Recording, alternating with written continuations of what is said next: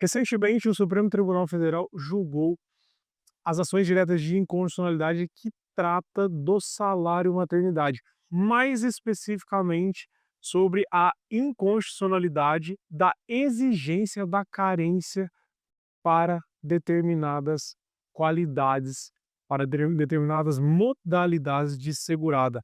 E é sobre isso que eu quero falar no vídeo de hoje.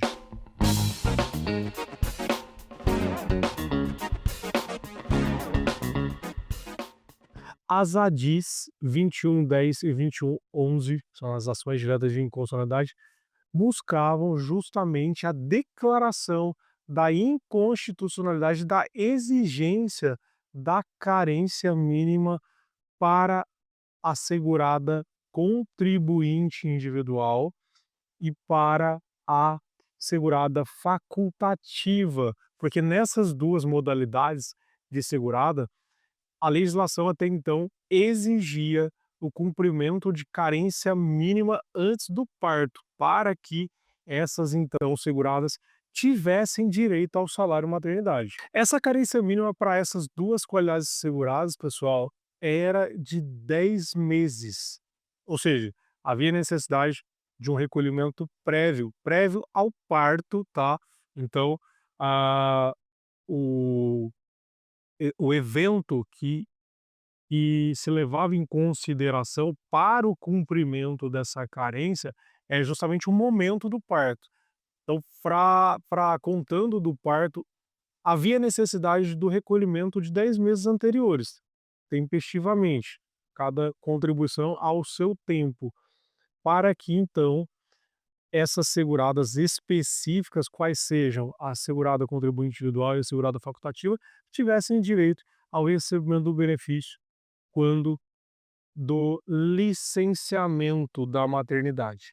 O que essas ações diretas de inconstitucionalidade contestavam então? Justamente a diferenciação de tratamentos. Por que diferenciação de tratamentos? Enquanto que para essas modalidades de segurado, contribuinte individual e facultativa, exigia-se o cumprimento da carência mínima de 10 meses antes do parto, para as demais modalidades de segurado, por exemplo, empregado, por exemplo, trabalhadora avulsa, não se exigia o cumprimento da carência, somente de ter a qualidade de segurado quanto do parto. E aí, esse benefício hã, seria devido para essas qualidades de segurado.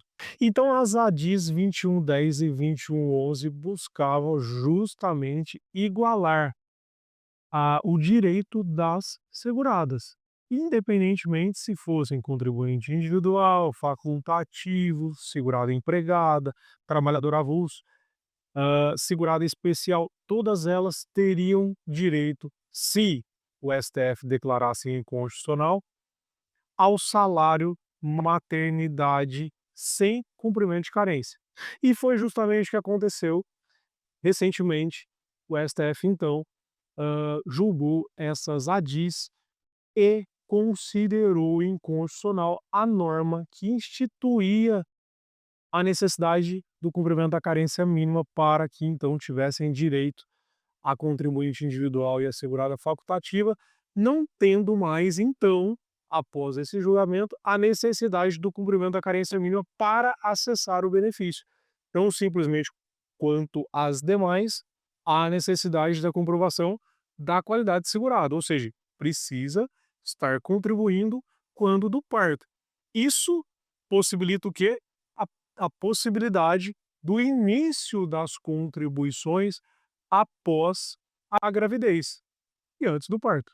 Esse julgamento não transitou em julgado, ou seja, ele ainda cabe recurso, e também não há uma regulamentação administrativa do assunto, ou seja, ah, toda segurada que buscar administrativamente o INSS nessas condições, ou seja, não tendo cumprido a carência, detendo apenas a qualidade de segurado quando do parto, terá certamente o seu benefício negado, porque não há essa regulamentação, o INSS administrativamente não está cumprindo essa decisão. Há necessidade de se judicializar, não sem antes passar pelo administrativo, para que haja então a negativa, conforme inclusive também exige o STF, para que você busque justamente a a contestar o indeferimento, a necessidade que ele exista. Não pode ir direto para a justiça buscando a concessão do salário maternidade. Pontos interessantes desse julgamento é que o STF pautou-se para declarar a inconstitucionalidade, levou-se em consideração os princípios da isonomia, que ele entende que havia sido ferido com essa diferenciação, e o princípio também da proteção à maternidade e à criança. Então, eu entendo que o STF acertou nesse julgamento, reconhecendo a inconstitucionalidade da norma que faz essa diferenciação a depender da modalidade da segurada. Pessoal, eu peço que você compartilhe esse vídeo, vai ser muito importante aí a título informativo para as pessoas, principalmente para as mulheres. E também te convido, na verdade, a nos conhecer melhor lá no oceadvogados.com.br, que é o nosso site, e também estamos no, nas demais plataformas como OC Advogados. Instagram, Facebook e YouTube como OC Advogados.